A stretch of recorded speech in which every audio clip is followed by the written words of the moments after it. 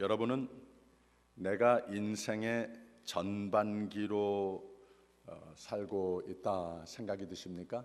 아니면은 후반기를 살고 있다고 생각이 드십니까?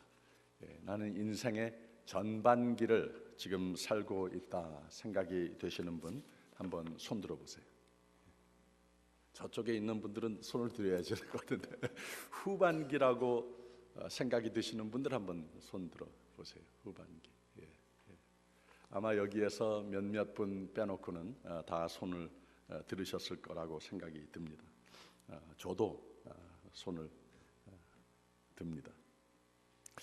이 전반기라고 생각을 하시는 분은 아마 두 가지 이유가 일 겁니다. 진짜로 전반기로 젊으시다든지 아니면은 사실은 후반기인데 아직 전반기라고 착각하면서 사시는 분일 수도 있고, 어쨌든 오늘 말씀은 인생의 후반기를 맞는 사람들에게 유익한 교훈을 담고 있습니다.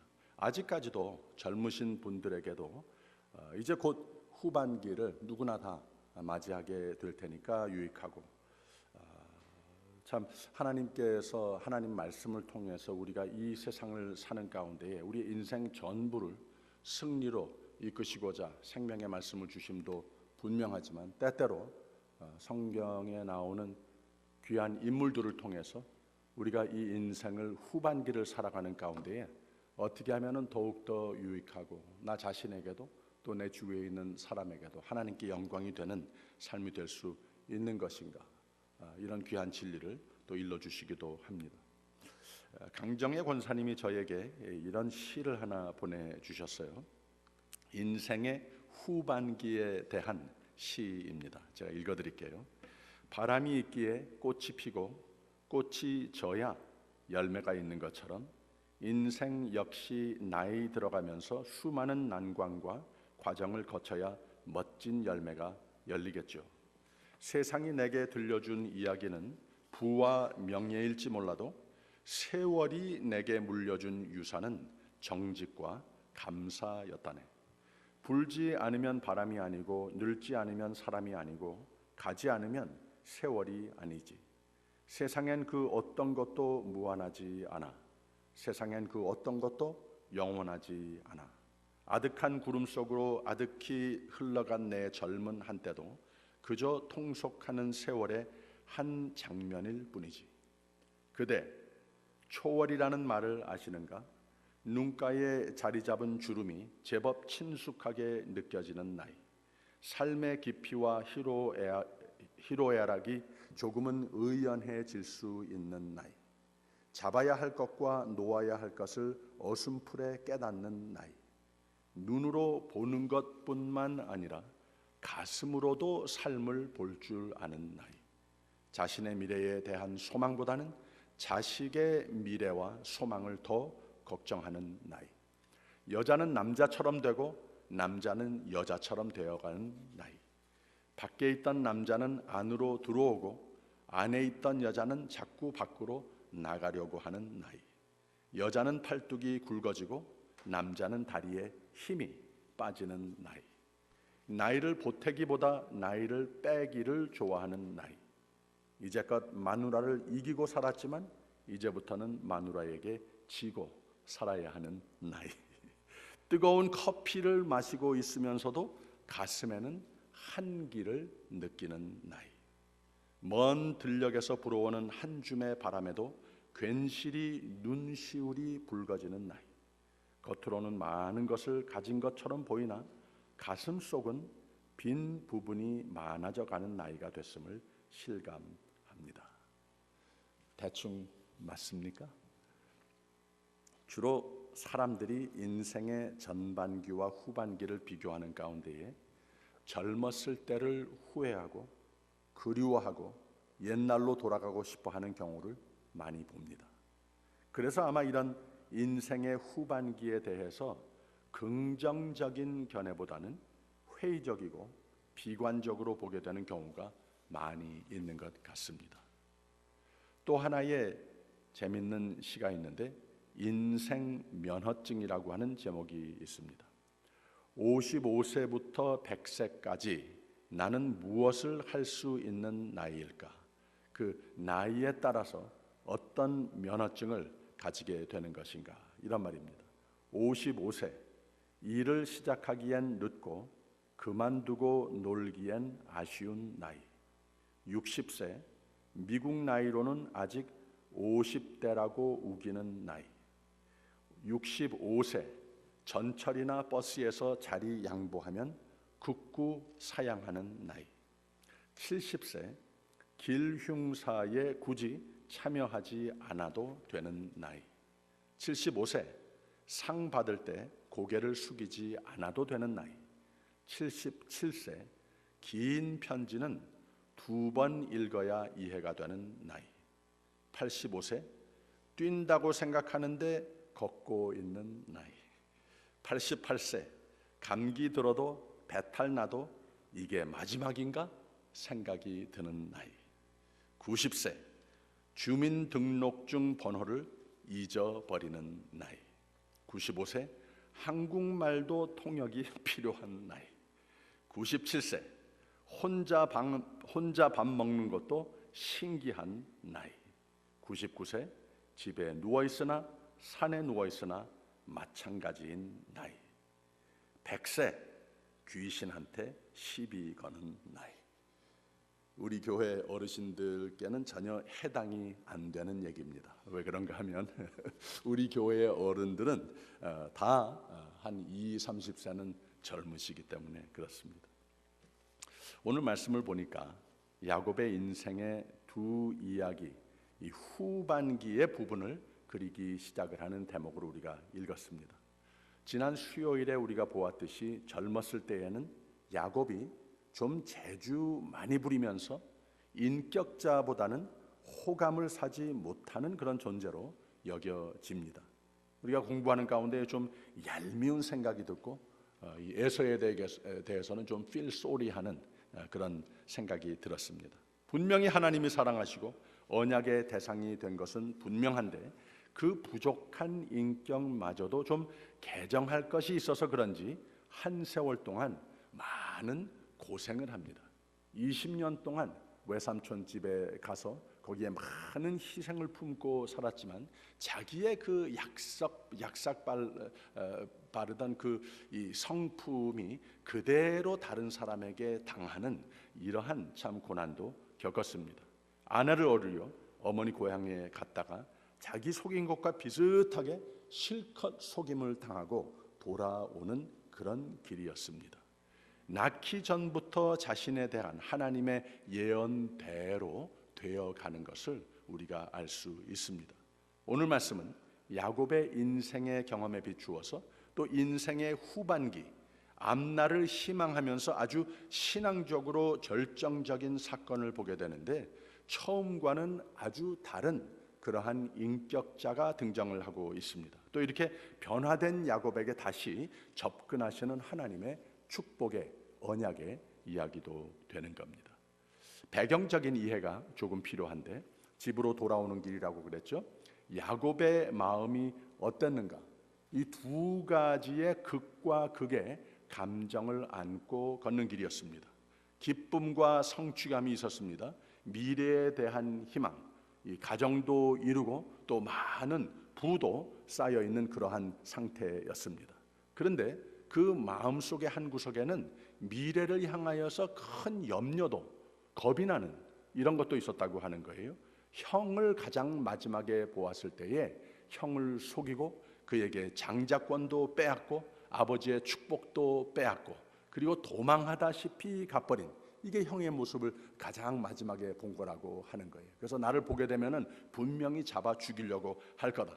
이러한 마음을 가지고 그 고향을 돌아가고 있는 겁니다. 지금까지 하나님은 여러 번 야곱의 꿈과 천사로 또 나타나셔서 하나님의 신실하심을 확신해 주셨습니다. 그런데 오늘 말씀의 30절의 말씀을 보게 되면은 이런 대목이 있는 것을 알 수가 있습니다. 30절에 있는 말씀 다시 볼까요?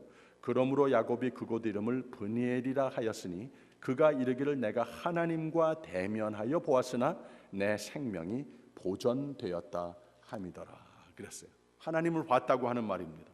삼촌이 되는 라반 밑에서 일할 때도 하나님을 늘 인식하고 의지하는 것보다는 자신의 꾀에 많이 의지했던 바로 그 모습과는 완전히 달라진 야곱의 모습을 볼 수 있습니다. 그러나 집으로 돌아오는 이 길에서는 형 에서가 나를 어떻게 대할까? 미래에 대한 걱정으로 마음이 괴로워 왔습니다. 분명히 잘못했던 것이 너무 많으니까. 사실 이미 앞으로 내가 참 잘못했습니다, 이 메시지와 화려한 선물을 많이 보내기는 했는데, 이 17절에서 20절까지 오늘 읽은 말씀의 바로 뒤에 이런 대목이 있어요. 그가 또 앞선, 같이 읽어볼까요? 32장 17절에서 20절.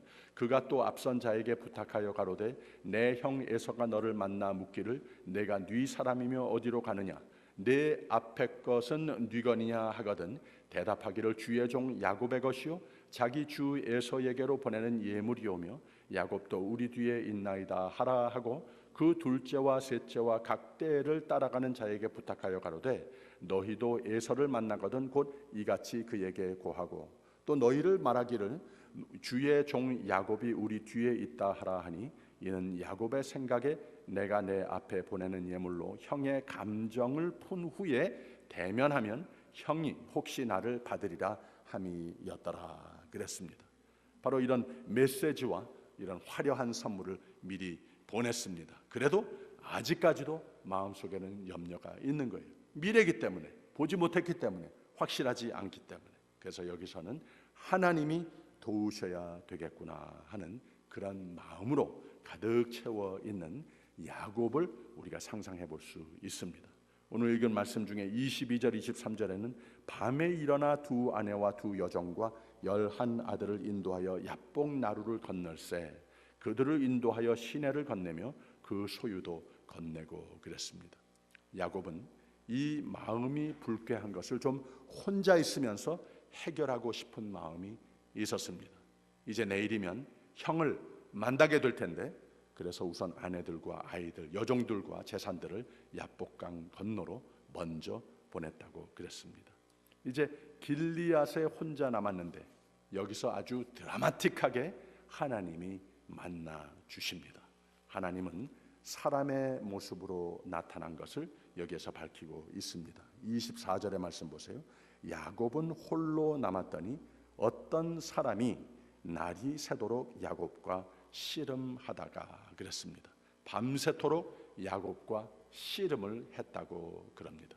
하나님께서 사람의 모습으로 나타났습니다. 분명히 이 자리는 기도를 상징하는 장면입니다.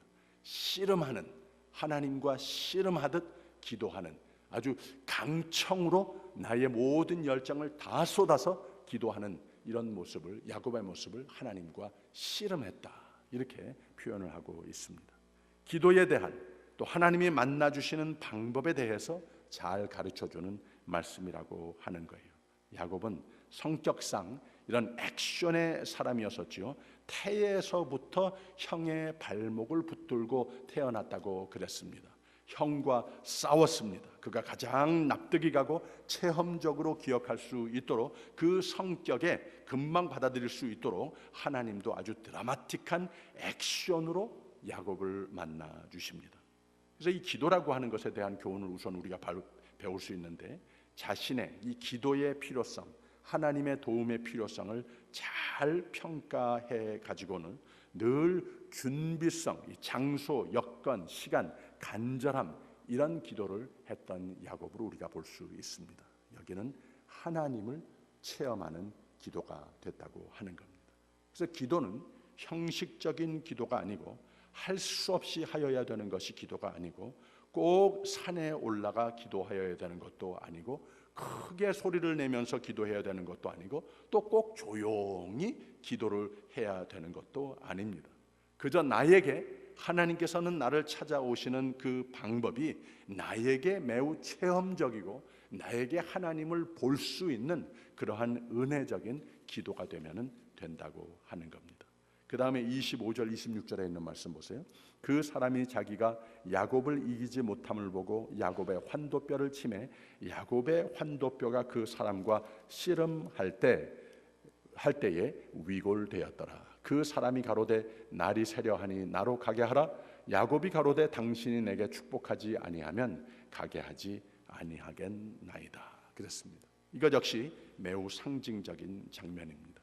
여기서 야곱의 악작 같은 성격이 보여집니다. 이제는 하나님을 갈급하는 모습으로 표현이 되고 있습니다. 지금까지 자기가 가지고 있는 지혜, 자기가 가지고 있는 재주, 아주 약삭빠른 이러한 성품, 이런 것에 의지하여서 그나마 어느 정도 이룬 것이 있지만 미래에 향하여서 내가 인생의 후반기를 맞이하는 이 순간 너무나도 불안하다고 하는 거예요. 거기에 의지해서는 안 되겠다. 하나님께 모든 것을 믿고 의지하여야 되겠다 하는 이런 모습을 보고 있는 겁니다. 이제는 하나님을 붙들고 자기 스타일대로 악착같이 하나님을 붙들고 놓아주지 않는 이러한 강청하는 기도의 모습이 그려지고 있다고 하는 겁니다. 그런데 하나님이 야곱을 이기지 못한다 그랬습니다. 어떻게 하나님이 사람을 이기지 못하겠습니까? 그러나 여기에서는 하나의 표현이라고 하는 거예요. 우리가 그만큼 강청에 기도하는 것을 하나님께서는 보고 싶어 하신다고 하는 것을 보여주고 있다고 하는 거죠. 가끔 부흥사 목사님들을 보게 되면은 보통 목사, 저 같은 목사가 생각하기에 흉내도 못할 정도의 열정으로 설교를 하십니다. 그리고 또 이 말하시는 그 스타일 자체도 굉장히 거칠기도 하고 그럴 때도 있어요.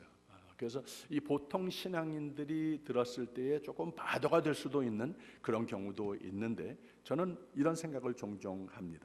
이상하지만 그 비슷한 배경의 사람들에게는 어떤 아픔을 안고 있고 매우 불안하고 그러한 인생을 살아온 사람들에게는 매우 효과적일 수도 있겠다. 또 그렇게 해야 되겠구나. 그래야 하나님께서 그 삶을 다시 한번 성화하는 길로 인도해 주시겠구나. 이렇게 생각이 들 때가 종종 있습니다. 즉 하나님은 우리에게 간절한 마음이 있을 때 나에게 있는 그 인벤토리, 나의 성격과 가지고 있는 자질, 이 모든 인벤토리를 다 합쳐서 선한 것으로 선용하신다고 하는 거예요. 그래서 우리도 변화를 바라야 하지만 저 사람과 똑같이 돼야 되겠다. 남을 흉내내는 가운데에 예배를 하고 남을 흉내내는 가운데에 기도를 하고 찬양을 하고 그럴 필요 없습니다. 나는 왜 저렇게 하지 못하지? 이런 마음을 가질 필요 없다고 하는 거예요. 하나님께서는 나 있는 모습 그대로로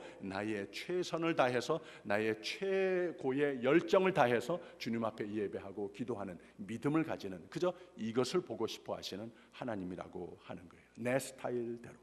그리고 또 다른 사람에게도 더욱 저 사람이 나와 똑같이 되어야 올바른 신앙관을 가진 것이다. 이것도 하나님 입장으로서 옳지 않다고 하는 거예요. 나의 특이한 인품, 성격, 요소, 달란트, 창의력 모두를 여태까지는 죄 가운데에 썼지만 세상 가운데에 썼지만 이 모든 기능을 자질들을 다 다듬어서 하나님의 영광을 드러내는 모습으로 변모하고 변질시켜 주시옵소서. 이렇게 기도를 하고 주님께 의지하는 것이 훨씬 낫다고 하는 겁니다. 저는 소위 한국 사회학자들이 말하는 1.5세입니다. 목회하는 가운데 한때 제가 그렇게 좀 열등의식을 가졌을 때가 있었어요. 나도 저 사람 같이 됐으면 조금 더 1세에 가까운 사람, 조금 더 2세에 가까운 사람들, 이런 사람들을 보면서 좀 나도 저렇게 될 수 있으면 좋겠다. 언제나 그렇게 될 수 있겠는가. 노력도 해보고 또 낙심도 많이 하고 그랬습니다. 그런데 언젠가부터는 하나님, 나 있는 모습 이대로 하나님께서 만들어 주셨으니까, 하나님이 또 목사로 불러주셨으니까 하나님께서 책임져 주십시오. 그리고는 오히려 그 특수성을 감사하고 개발하려고 노력하는 이런 삶을 살아보니까 마음이 훨씬 편해졌습니다. 어쨌든 이 만남, 하나님과 야곱의 만남을 좀 자세히 들여다 보십시오. 두 가지의 의도가 있습니다. 하나님은 야곱에게 그의 모든 인격적 요소는 하나님에게로부터 주어진 것이라고 보여주십니다. 그의 모든 약삭빠른 과거를 무관하고 자급자족한 존재가 되지 못함을 보여주십니다. 또 하나님은 그 성격을 다 선용하셔서 하나도 버릴 것 없이 다 쓰셔서 그 악작 같은 성격마저도 이제는 하나님의 축복을 갈급하는 주시기 전에는 못 놓겠습니다. 인내성으로 그 야곱 자신에게 체험케 하신다고 하는 거예요. 이게 뭐냐? 그 악작 같은 성격마저도 끝까지 뿌리를 뽑아야 마는 성격마저도 기도하는 데에 더욱더 힘이 있고 능력의 사람으로 만드시는 데에 쓰시더라고 하는 겁니다. 27절 28절에 있는 말씀 한번 보세요. 그 사람이 그에게 이르되 내 이름이 무엇이냐? 그가 가로되 야곱이니이다. 그 사람이 가로되 내 이름을 다시는 야곱이라 부를 것이 아니요 이스라엘이라 부를 것이니 이는 내가 하나님과 사람으로 더불어 겨루어 이기었음이니라 그랬습니다. 성경은 이름이 늘 상징적인 의미를 가지고 있습니다. 하나님은 내 이름이 무엇이냐? 야곱이 야곱입니다 라고 대답을 합니다. 이 뜻이 무엇이라고 그랬죠? 발꿈치를 잡는 자, 말하자면 지독한 사람이라 이런 이름을 가진 야곱이었습니다. 하나님은 그래서 그렇게 지독하구나. 이제부터는 내 이름을 바꿔라. 이스라엘이다. 하나님과 겨루어 이긴 자다. 이렇게 이름을 바꾸어라 그랬습니다. 버릴 것 하나도 없다고 그랬습니다. 그러나 그 성품 그대로 이제는 눈을 들어 하나님을 더욱더 바라는 강청의 기도로 승리하는 사람으로 이름을 바꾸어 주었다고 하는 겁니다. 의미가 무엇이냐? 기도라고 하는 것, 신학적인 교리적인 풀이를 할 수 있겠습니다마는 그것이 다가 아닙니다. 하나님과 씨름하는 것이 기도입니다. 하나님과 겨루어, 이 좀 표현이 모순입니다마는 하나님과 겨루어 이기는 사람같이 기도해라. 이런 강청의 기도를 소유하는 사람이 되라. 기도를 성경은 이렇게 가르쳐주고 있습니다. 이상하지만 진리입니다. 하나님은 기계적인 하나님이 아니십니다. 하나님의 섭리도 우리가 믿습니다마는 최고 강도의 믿음을 끝까지 하나님께서 우리의 삶 가운데에서 우리의 마음 속에서 그 능력에 기도하는 믿음의 삶을 끌어내기 위해서 우리로 하여금 하나님과 씨름하게 하시는 하나님이시라고 하는 겁니다. 표현이 모순이지만 이길 때까지, 이긴다고 하는 것은 무슨 뜻을 말하고 있겠습니까? 하나님께서 우리에게 애당초 섭리하시고 주고 싶어 하시는 그 응답의 삶이, 능력의 삶이, 권능의 삶이 나의 것이 되기 위하여서 우리가 마치 하나님과 싸워서 이기듯 하는 그러한 믿음 중심 기도로 승리하는 삶을 사는 것을 보고 싶어 하시기 때문에 이렇게 권면하신다고 하는 거죠. 그 다음에 29절 30절에 있는 말씀 보세요. 야곱이 청하여 가로되 당신의 이름을 고하소서. 그 사람이 가로되 어찌 내 이름을 묻느냐 하고 거기서 야곱에게 축복한지라.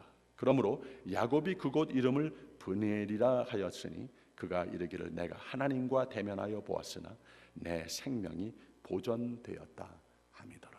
결국 하나님은 야곱을 축복하십니다. 기도 응답에 대한 확신을 안겨주십니다. 그래서 브니엘, 하나님의 얼굴이라 그곳을 이름 지었습니다. 하나님을 보았다 그런 말입니다.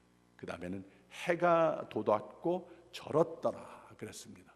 거기를 떠나서 가는데 해가 돋았고 하는 말은 그 인생길에 염려로 가득 채웠던 그 인생길에 다시 한번 강청으로 주님께 씨름하듯 매달리면서 기도했더니 우선 그날도 마음속에 확신이 평화가 다시 찾아왔고 해가 돋았고 매우 희망적인 미래가 이제는 전개되는 것을 여기에서 상징하고 있습니다. 그런데 절었더라 그랬습니다. 여기서 씩씩하게 뛰어나가게 했으면 얼마나 더 좋았겠습니까? 그런데 절었더라, 절으면서 가도록 했다고 하는 것도 역시 더욱 상징적이라고 하는 거예요. 그렇게 자신만만하고 그랬던 야곱이 이제는 절었더라, 더욱더 하나님께 의지하여야만 하는 그 삶을 또 상징하고 있다고 하는 겁니다. 절면서 가도록 하는, 겸손으로 가도록 하는 그 모습을 우리가 볼 수 있다고 하는 겁니다. 신앙도 마찬가지입니다. 늘 하나님의 축복을 기대하고 엔조이하는 희망으로 넘치는 삶이 되기, 이 해가 돋는 듯한 그런 삶을, 미래를 항상 바라보는 삶이 바로 하나님께서 우리에게 이미 축복하신 특권이라고 하는 겁니다. 그러나 기도는 우리의 삶의 생명과 같습니다. 호흡과 같습니다. 바로 야곱이 그만큼 더욱더 큰 능력을 소유했는데 그 마음속에는 하나님께 향한, 내가 기도 아니면 죽는다 하는 그러한 겸손을 다시 한번 아주 굳건하게, 이 믿음을, 하나님을 오직 믿는 믿음을, 절대적인 믿음을 다시 한번 레스토레이션 해 주셨다고 하는 겁니다. 저는 여러분들에게 오늘 도전을 합니다. 주일 예배는 물론이고 수요 예배도 그렇고, 전통적으로 왜 이런 예배들이 있는가, 왜 새벽 예배도 있는가, 하나님께서 우리로 하여금 그만큼 더 하나님 앞에 겸손하고 하나님 앞에 매달리고, 하나님께서 주시는 확신과 희망으로, 하나님께서 주시는 매일 해가 돋는 듯한 축복의 길로 걷기 위하여서 우리에게 전통적으로 이 수백 년 동안 변함없이 우리 교회 생활, 교회 중심의 생활을 하나님께서는 권면하시는 겁니다. 그래서 후반기를 내다보면서 더욱더 희망으로, 권능으로 넘치는 삶이 되기 위해서 다시 한번 도전합니다. 주일 예배, 수요 예배, 새벽 예배도 적어도 주 1회는 주님 앞에 나오십시오. 그래서 기도를 많이 하십시오. 또 집회를 참여할 때마다 하나님과 씨름하듯 하십시오. 하나님께서 우리를 항상 이기게 인도하여 주신다고 하는 겁니다. 이것이 바로 야곱의 이야기입니다. 인생의 후반기를 시작하는 가운데 내가 이것 없이 지금까지 사는 가운데 항상 업앤다운의 삶을 살아왔는데, 하나님과 씨름으로 이긴 사람으로서 기도의 능력을 소유하고 미래를 향하여 나가도록 축복해 주셨다고 하는 거예요. 성경에는 때때로 이렇게 하나님과 씨름하여 이긴 사람들의 이야기를 다 기도의, 강청의 기도의 이야기를 우리에게 소개해 줍니다. 한나의 기도의 이야기도 우리가 잘 알고 있죠. 너무나도 땅을 뒹굴뒹굴 구르면서 기도하는 가운데 그 제사장 엘리가 보면서 술 취한 여자처럼 취급을 했습니다. 술 끊으라고, 하나님 집에 와서 이게 무슨 짓이냐. 그런데 이 한나는 나 술 취한 거 아니라고, 하나님 앞에 이렇게 강청하는 기도, 하나님과 마치 씨름하듯이 내게 마음속에 너무 아픈 것이 있어서 간절히 바라는 것이 있어서 기도할 뿐입니다. 당신 이런 기도 해 보셨습니까? 도전하듯이 이렇게 한나는 자신 있게 말을 했습니다. 바로 거기에 감동을 받아서 엘리는 그를 축복하여 내 기도를 하나님께서 응답하여 주시리라 축복해서 보냅니다. 수로보니게 여인이 그 딸로 하여금 예수님과 그 제자들을 사이해서 역시 마치 하나님과 씨름하듯이 강청하면서 기도하는 모습을 볼 수 있습니다. 제자들에게 외면을 당합니다. 예수님도 바로 그 믿음을 더욱 테스트도 하고 제자들에게 이러한 강한 능력의 믿음을 보여주기 위해서, 더욱더 증명하기 위해서 사람 먹을 음식을 개들한테 주는 것이 말이 되느냐, 이렇게 도전을 합니다. 아주 오펜드를 받았습니다. 그러나 그 여인은 개라고요? 개라고 불러도 좋습니다. 그래도 예수님, 내가 이렇게 강청하는 기도, 내 딸을 위해서 고쳐 놓으셔야 됩니다. 그렇게 하시기 전에는 못 갑니다. 붙들고 이길 때까지 싸우는 이러한 강청의 기도를 모습을 볼 수 있습니다. 예수님이 거기에서 감동을 받으셔서 바로 그 딸을 고쳐주시는 그 어머니의 강청의 기도를 응답하는 장면을 우리가 기억하지 않습니까? 바로 성경에 나오는 위대한 인물들의 이야기들이 하나님과 씨름해 이긴 사람들의 이야기들만이 아닙니다. 이 자리에 오늘 아침에 나와 기도하고 예배하는 하나님의 사람들, 우리 모두가 소유할 수 있는, 우리 모두에게 향하신 하나님의 축복이요, 우리에게 향하신 특권이라고 하는 것을 우리가 꼭 기억할 필요가 있습니다. 이 기도에 대해서 예수님께서 특히 이 하나님과 씨름하듯 강청의 기도를 예수님께서 권면하시는 가운데 이런 말씀을 한 적이 있어요. 너희 중에 누가 벗이 있는데 그 밤중에 그에게 가서 말하기를, 벗이여 떡 3덩이를 내게 빌리라. 내 벗이 여행 중에 내게 왔으나 내가 먹일 것이 없노라 하면 저 안에서 대답하여 이르되 나를 괴롭게 하지 말라. 문이 이미 닫혔고 아이들이 나와 함께 침소에 누웠으니 일어나 내게 줄 수가 없노라 하겠느냐 했을 때, 내가 너희에게 말하노니 비록 벗됨을 인하여서는 일어나 주지 아니할지라도 그 강청함을 인하여 일어나 그 소용대로 주리라 그랬습니다. 그래서 기도라고 하는 것은, 능력의 기도라고 하는 것은 닫힌 문을 두드리는 행위라 말을 할 수 있는 겁니다. 내가 또 너희에게 이르노니 구하라 그러면 너희에게 주실 것이요 찾으라 그러면 찾을 것이요 문을 두드리라 그러면 너희에게 열릴 것이니 구하는 이마다 받을 것이요 찾는 이가 찾을 것이요 두드리는 이에게 열릴 것이니라. 예수님은 강청의 기도, 하나님과 싸워 씨름하여 이길 수 있는 그 능력을 우리 모두에게 이미 축복하신 바라고 하는 겁니다. 그래서 우리는 이 세상에 사는 가운데에 하나님께서 나의 삶의 전반기가 됐건 후반기가 됐건, 특히 미래를 향하여서 아직까지 거닐어 보지 못한 불분명한 염려로 또 겁으로 가득 채워 있는 나의 모습이 종종 있다면, 그럴 때마다 하나님께 믿고 의지하고 강청의 기도를 한번 드려볼 수 있는 그 특권을 우리 모두에게 이미 축복해 주셨다고 하는 겁니다. 라빈 윌리엄스라고 하는 분이 영화 배우죠. 2014년 2년 전에 돌아가셨습니다. 근데 그분의 그 실제 인생이 희귀한 뇌의 병으로 말미암아 비극으로 자기의 생명을 비극으로 마감하는 그런 삶을 살기도 했지만, 그가 활약할 때 많은 사람에게 웃음과 희망을 안겨준 그런 배우였습니다. 그의 이 잭이라고 하는 영화, 여러분 기억하시는지 모르겠어요. 이 잭이라고 하는 영화의 그 주역으로 그 주역이 잭이라고 하는 아이가 일찍이 죽었지만 자신의 병을 아주 강직과 의지로 이겨 나갈 뿐만 아니라 고등학교를 수석으로 졸업하는, 졸업식에서 모든 동창들에게 희망과 용기를 심겨 주었던 그런 졸업 연설을 하는 그런 대목이 영화의 마지막을 이룹니다. 그런데 거기에 이렇게 말을 했어요. 우리는 나이를 먹어가면서 지나간 날들을 점점 더 많이 그리워하는 것 같다. 그리고 아팠던 일들은 잊으려고 애쓴다. 그리고 우리는 필연 미래를 생각한다. 내가 이제 어떻게 한다? 란 생각이 든다. 10년 후에 나의 모습이 어떨까? 그러나 나는 감히 나를 보라 라고 말해주고 싶다.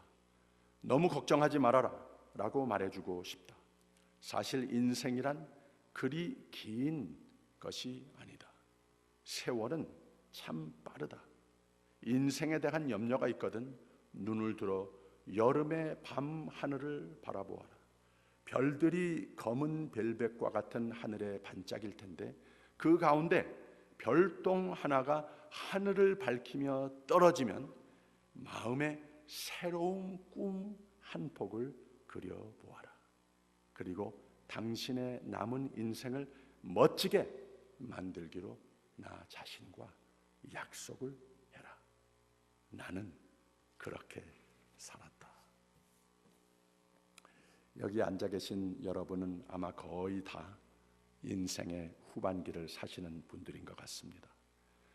근데 믿는 사람은 야곱과 같이 후반전을 승리하여야 되겠는데 우리 모두 얼마나 자신이 있습니까? 얼마나 희망적이십니까? 천국의 확신을 위해, 천국의 예표가 되는 삶을 위해 씨름하는 사람이 되시기를 바랍니다.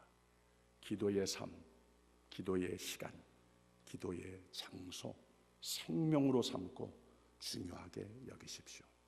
씨름, 강청의 기도의 삶을 이제부터는 더욱더 다짐하는 우리 모두가 되기를 바랍니다. 기도가 있는 가운데에 씨름하듯 강청하는 기도가 있는 가운데에 하나님이 꼭 만나주십니다. 내 기도를 들어주십니다. 내 삶을 멋지게 장식해 주십니다. 더욱 멋진 인생의 후반기를 만들어 가시기를 주님의 이름으로 축원드립니다. 기도하겠습니다. 기도의 힘으로 하나님의 마음을 움직이는 능력의 사람들이 되게 하여 주시옵소서. 그래서 하나님께서 절대적으로 도우시는, 절대적으로 믿음을 앞세우는 삶이 되어서 하나님께서 애당초 우리에게 약속하신 참으로 천국을 희망하며 이 세상 사는 가운데에도 매사에 이기는 멋진 사람들이 되게 하여 주시옵소서. 예수 그리스도 이름으로 기도하옵나이다. 아멘.